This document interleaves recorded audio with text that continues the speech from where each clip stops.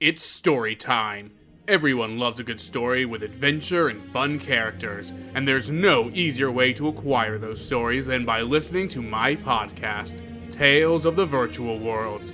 We got fun stories, sad stories, scary stories, and more, all originating from video games, and all transformed and retold in a podcast for your ease of consumption. Follow our Twitter at Tales of the VW for updates on when and where to get new and old episodes.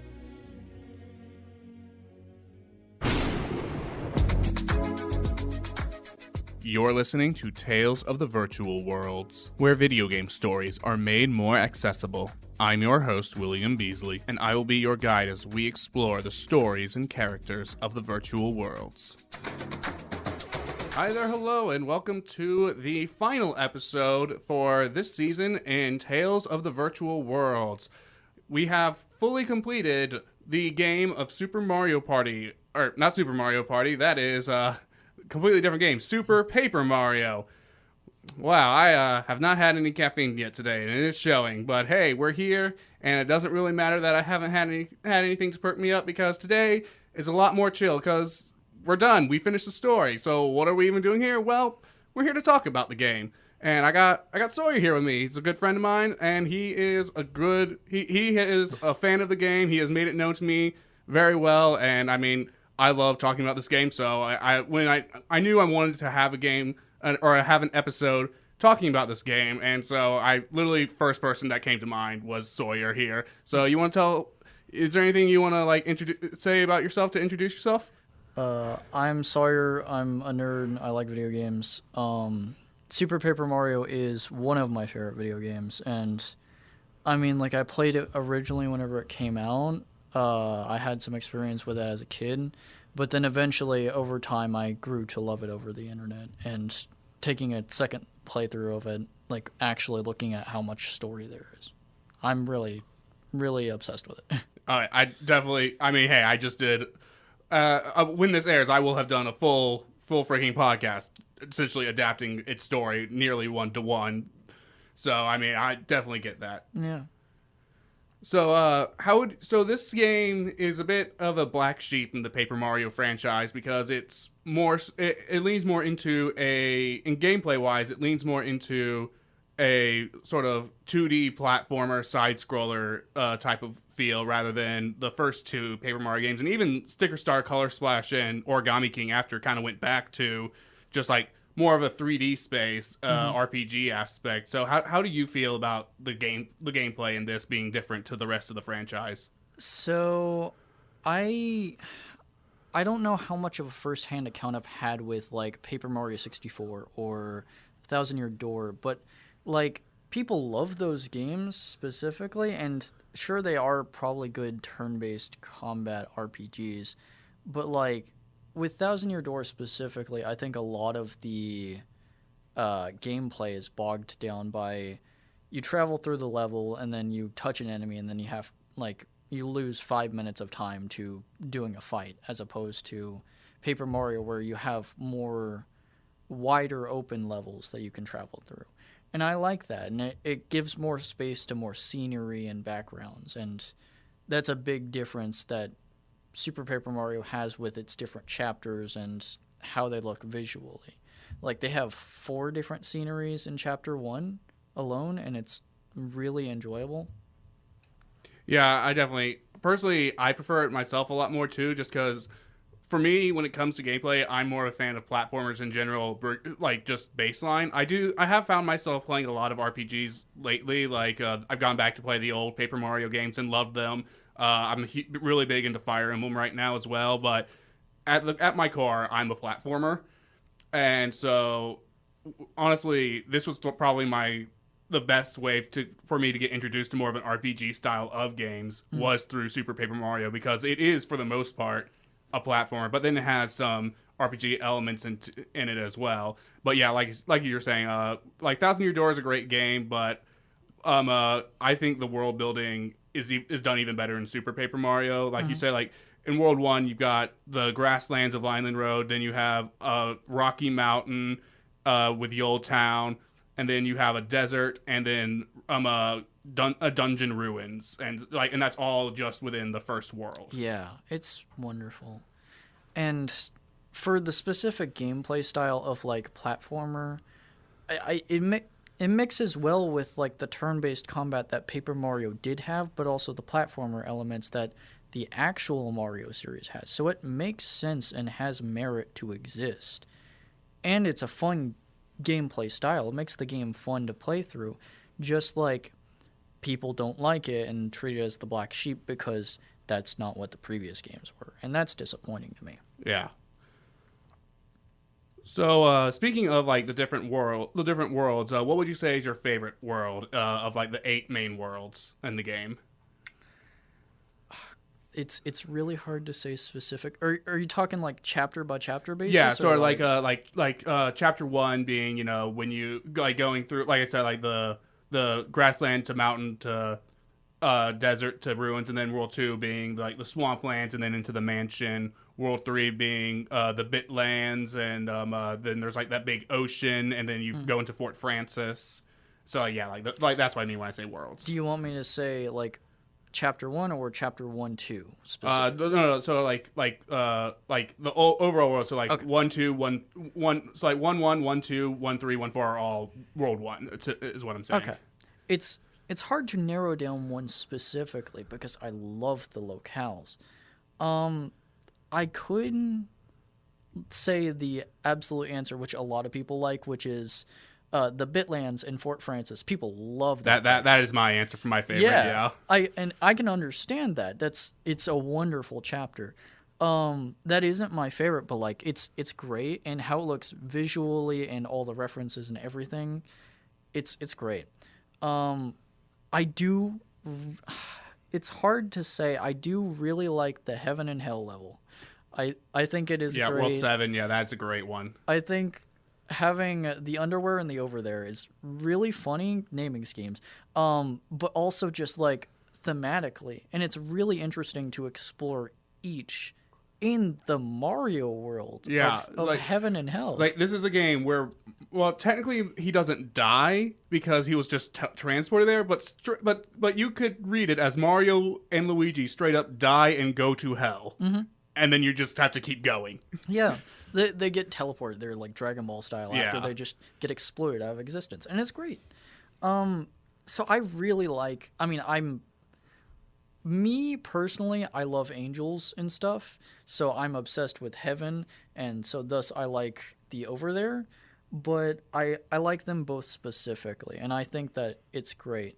But otherwise, besides the over there and the underwear... it's hard to remember both of them. The Samur Kingdom is great. Yeah. Even though it's 4 levels of just the same thing if you get through it, but then originally, Yeah, it's originally just two levels because of plot. Yeah, because the whole world gets destroyed, and that is interesting, but I like the music, I like the backgrounds, I like the character designs, and I think it's interesting to go through. For a 100-person gauntlet, it sure is charming aesthetically. Yeah. I like it. Did you ever go back in post-game and beat all 100 Stammer guys? Yeah. I tried. I think I got to like maybe 48, and then I died, and I was like, I just got discouraged. So I was like, all right, I'm going to go back to the pit of 100 trials. It's great that Super Paper Mario has plenty of stuff like that. The flip side pit of 100 trials, flop side pit of 100 trials, the Samur guy thing. And it's like, if you're bored one summer, just boot up the game and run through those. And the flop side one you have to go through twice. Oh my God, don't remind me. So you have to go through 100 gauntlets 4 times. And it's like, yes, it sounds annoying, but it's just a fun thing to do while maybe listening to some music or something. Honestly, I haven't tried it in a while, and I have, like, a lot of times when I play Fire Emblem and I'm just, like, sort of grinding through skirmishes and such, I will just, like, have a podcast or some music or, just, like, put videos on YouTube that I've already seen, like, 3 or 4 times on, and I'll just, to be in the background, and honestly, we are trying to get. I'm trying really hard to convince the game room to get Super Paper Mario since we Yes. have a Wii, and I might just end up buying it myself to buy it myself to do so, and I might just go in there and just do that over this summer because I'm still going to be here over the summer. Yeah, I mean, if you do that, like, text me whenever you do that. I'd be fine to just sit down and watch and Nice. talk about it. That'd be awesome, honestly. Yeah, I think whenever I requested the game room to get some games, I think it was mostly Wii games, so I think I did put Super Yeah, Paper Mario the up thing with there. Wii games though is we talked about this in a meeting that we had there. Is that Jenny, who is like our supervisor for the game room, she prioritizes co-op multiplayer games, sort of like Wii Sports and Wii Play. So Yeah. that's why Super Paper Mario got a bit of a look over like when I brought it up. So yeah. I can get that too, but I can advocate for you. It can be you and me as a 2-man army. Two-man protest. Yeah. All right. So now that we've talked about the favorite worlds, are there any lackluster worlds do you feel like? Because I have one world that I think was what stands out as a bit lackluster, and that's the Crag Canyon. Yeah, I do hear that a lot of people say the Cragnons are a low point. I didn't find it as much that people hate that level for some reason. Oh, I don't hate it. It's just there's just less to love than all the other levels. Yeah, I mean, like, I can understand if you just think it's weak, that's fine. But, like, I think from what I've heard from the Super Paper Mario community, which, God, I'm that deep into it, the general consensus is that is the lowest chapter, and that's understandable. But also, I think it's pretty fine. I like going through the village. I like going through the cave. I like funny reporter man. Oh yeah, I was preparing to say that there is the easily the best redeeming quality of that level and chapter and world is Flint Cragnon, extraordinary adventure. Oh, Flint Cragley, he's so. Oh, great. Crackley. That's I remember his first name was Flint, and the last name had Crag in it because everything in that world has Crag in it. Yeah, I wasn't meaning to correct you. I was just like, Oh no, he's no, just a you're great fine. character. I prefer to know to have the real name actually be said. We're all nerds here. Oh, Yeah, but I like that level, and I do understand why it's a little weak because it's not go to heaven or hell or fight 100 guys and see the world get destroyed. It is kind of just a base chapter, but I do like it because it tells, like, oh, the bad guys aren't really the bad guys. They're actually trying to defend themselves. And that's interesting at the least. Yeah, it's like I do like how they made the Floro Sapiens a bit like they sort of like they gave them the reasons why they're doing. They're not just kidnapping all the Crags because we want to. It's like they actually like okay, they've been like yes, okay, maybe this wasn't the best response, but they've been polluting our waters. What we were kind of pushed to desperation here. This was a desperate move. And even after, like, driving the player through that whole process of, like, you go through the machine where they get brainwashed and you see, like, their entire lineage has been doing this. Right. And it's like that's a very interesting plot point, and I really like that chapter for that. But back to your original question, I don't know specifically if there are any chapters that I find weak. I don't know. Run me through them all again. So like I've already sort of explained World 1. Then World 2 is Merlee's mansion. So and you become enslaved to Mimi and have to pay off your debts. Then World 3 is the Bitlands. World 1 in Chapter 1 of it, you pretty much you go through pretty much a standard Mario level, and you fight Bowser, and then you recruit Bowser. Then there's an ocean and a giant tree, and then Fort Francis. Then the space all kind of blends together, aside from the Woe Zone maze at the very end. Yeah, that's what people remember from it. Because I think that there's multiple chapters where you are just flying through space with Fleep. Squirt. Or Yeah, well, Fleep is the pixel. Fleep is the pixel that's using the portal potty for like, and apparently has been in there waiting for someone to bring him toilet paper for like 1,000 years, and then but yeah, Squirps is like the alien that is like, I know everything, but I'm not gonna tell you how. Let's go. Yeah, I'm a big enjoyer of space, and I do think it's really funny how you're just traveling through space and there's like a mini mart. Like, that's a good bit. But I guess that level is a little weak in that department. That's fair. Is that like there are like 3 back to back to back from what I remember of just going through space and then eventually get to the Woe Zone. Yeah, I put it above the Crags.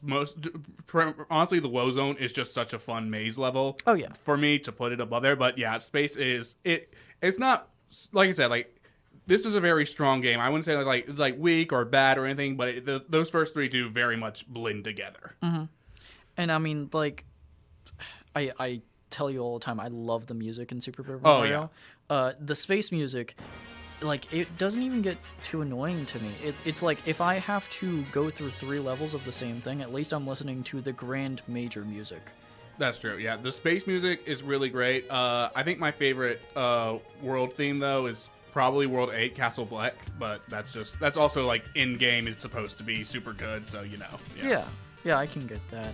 I guess I could say the space level is maybe one of my least favorites, but like, what else is there specifically past space level? Past space level, then we talked about World 5, which was the Crags, then it's Sammer's, and then it's Heaven and Hell, and then it's Castle Black does also kind of blend together a lot, but that's just because it's all taking place in the same building, so yeah, dang, kind of hard to avoid that. Even like going through all of them, like, to me, all the levels are rounded. I think that they're wonderful designs, and I don't have a problem with any of them, but I guess I could say just space is a bit weak because it is just 3 space levels. But I mean, even then, I liked that chapter. Yeah.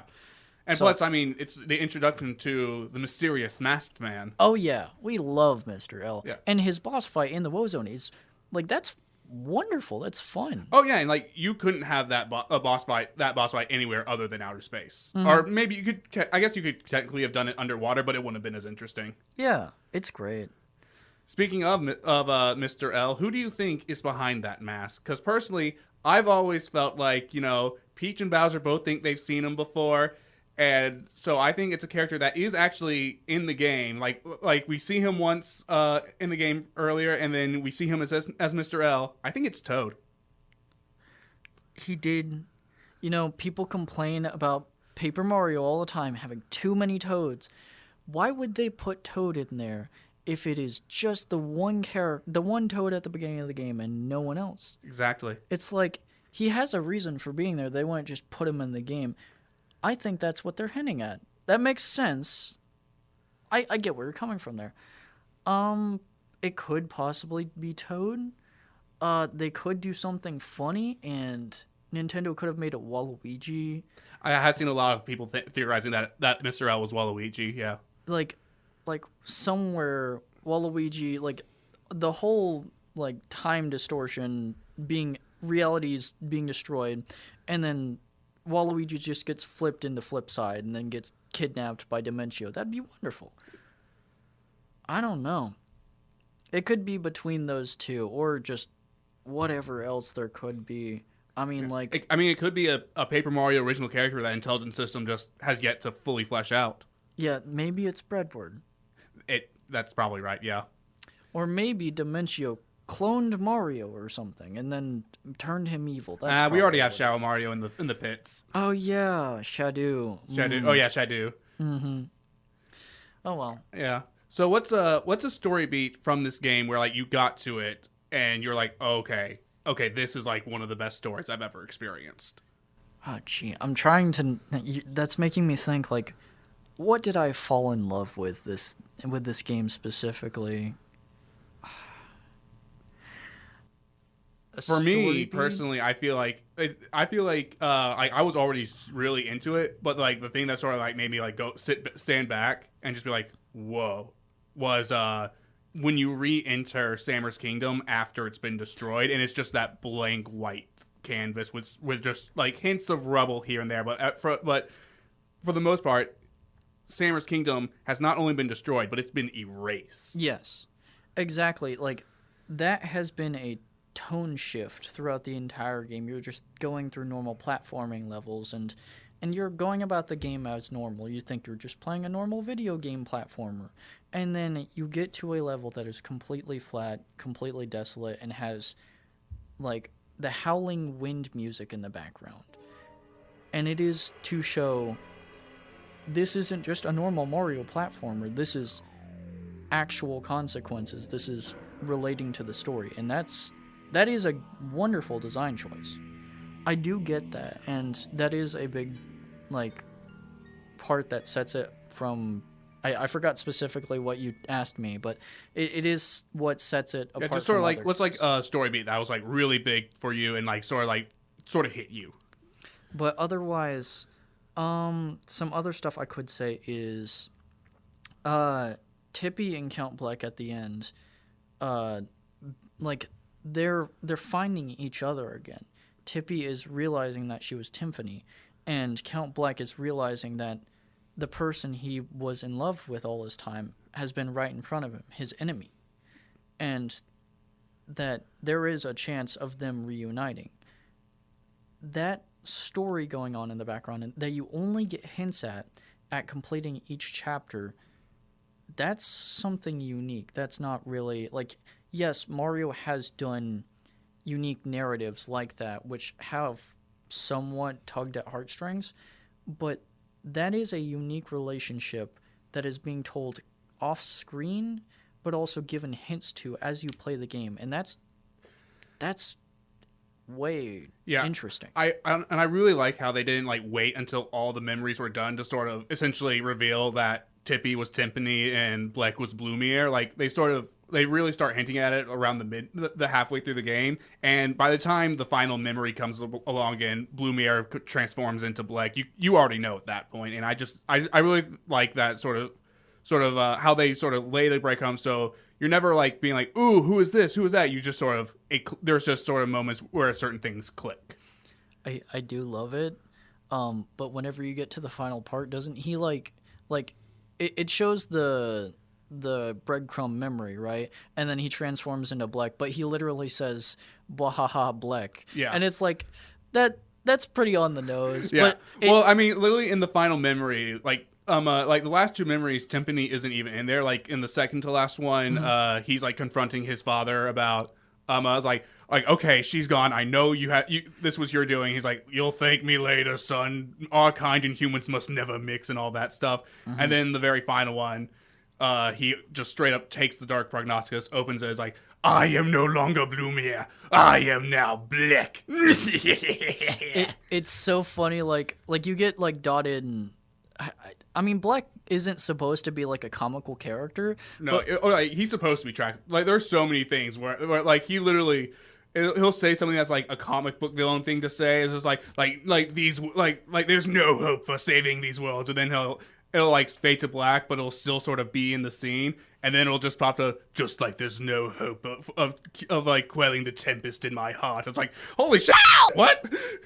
It's like he's supposed to be a serious character, but also whenever he says "Bwahaha Bleck," and especially in that final memory, it kind of does tone shift a little bit to where it's a little wacky. Yeah, but the thing about him is like there's a reason why he changes his name to Count Bleck instead of you just sticking with Blumiere, is because like he references himself as Count Bleck in the third person all the time, as if I am a story character fulfilling this purpose in a story, rather than like I'm not me anymore. I am now this character. Maybe it was written in the Dark Prognosticus about Count Bleck, and then maybe he took that alter ego. That might be it. Like it might have like the Dark Prognosticus might have said like the person who will do this is named Count Bleck, and so once he read it, he assumed that identity. And it's like that's really interesting. Yeah. Yeah, I would like. Obviously, Nintendo's probably never going to release the Light and Dark Prognosticus as full books, but it'd be so interesting to like flip through it. That would be crazy if they would do that in modern day. But I mean, like getting any acknowledgement out of Nintendo regarding Super Paper Mario is much. That's true, really. But if I were to talk about any other tone shifts or anything, unless you wanted to finish your thought. No, go ahead. The only other thing besides like Blumiere and Timpani is like, of course, Mario dying and going to hell. That would happen in any other game. Mario goes to hell, Luigi goes to hell, Bowser goes to hell, and gets imprisoned for doing it, and then Peach goes to heaven. Yeah. And it's like, that's really interesting. And also, people talk about it all the time, like on the Super Mario Bros. Or Broth Twitter account. It's like, this implies that Mario has done an unforgivable sin and gone to hell. It's like, that's not gonna happen in any other Mario game. No. I love that. Like, literally, when he meets the Queen of Hell, the first thing she says is, all right, let's weigh your sins, boy. It's great. And it's like, that is something special, and that makes you think, this is a whole other Mario game. This is a whole different thing from anything else in the franchise. Oh, yeah. And then, so my next question would be, who would you say is your, like, I feel like the big standout character-wise in this game are the villains. So who would you say is your favorite of Bleck's little gaggle of minions? Again, like I said, how the Bitlands is a popular opinion of everyone.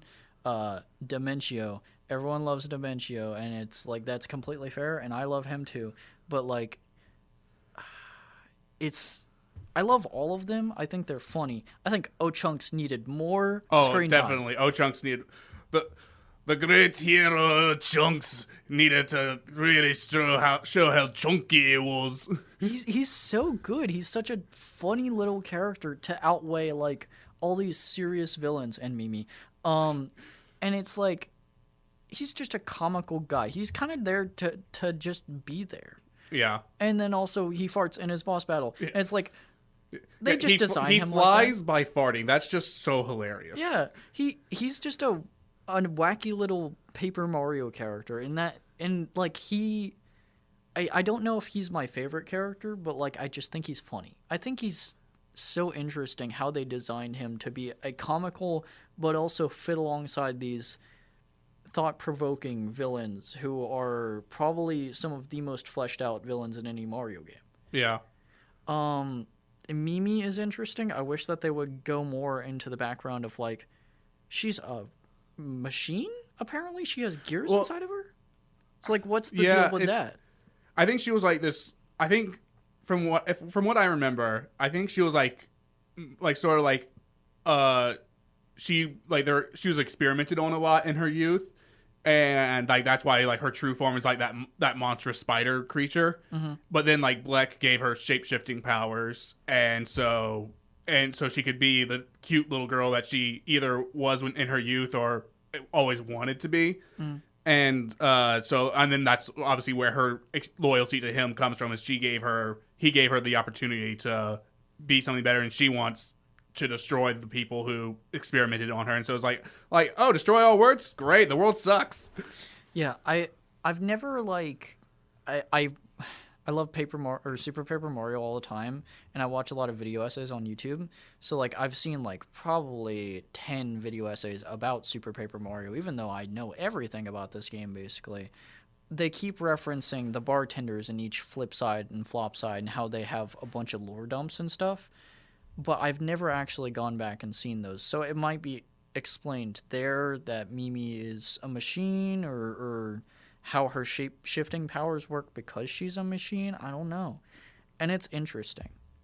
I don't know what else I would say regarding her, but like maybe it's somewhere in there. Right. You did say that she got her shape-shifting powers from Bleck, and I didn't even know that. Yeah, well, it's when the story like goes into Castle Bleck to sort of like have like, because like every chapter has shows Bleck and talking to his minions before the actual chapter plays out, mm-hmm. And Bleck mentions that he gave Mimi her powers before you actually go fight her. I like glossed over that. Yeah. Or that I just completely forgot it. But oh well. That is interesting.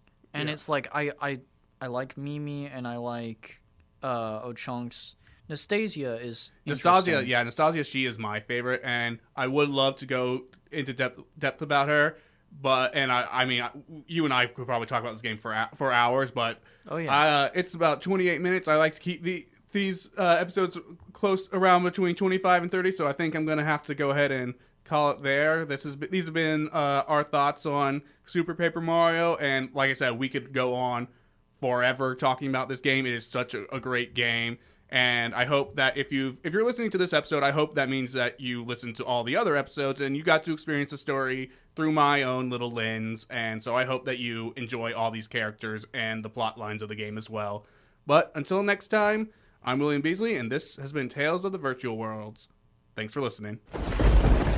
Be sure to follow our Twitter at Virtual Worlds Podcast, and also check out our website, Discord server, and Patreon.